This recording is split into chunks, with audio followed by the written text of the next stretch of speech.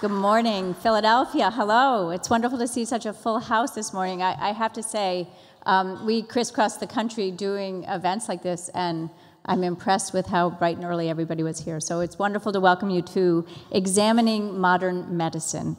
We've taken this series across the country this year, from Boston to New York, Washington, D.C., San Francisco, to explore some of the big issues at the forefront of healthcare today, everything from personalized medicine to genomics, biotech innovations, and health policy.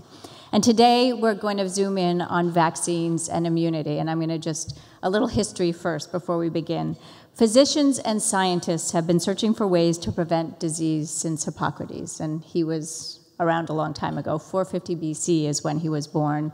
But things really kicked in 200 plus years ago in 1796, when an English doctor named Edward Jenner created the very first vaccine. He used cowpox material to create immunity to smallpox.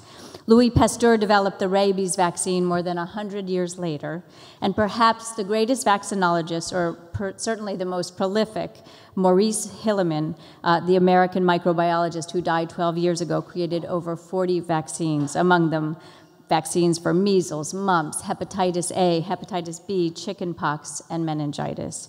The next frontier is the eradication of polio and vaccines for HIV, Ebola, Zika, and even cancer. And this morning, we'll talk about that with scientists, doctors, policymakers, and public health leaders.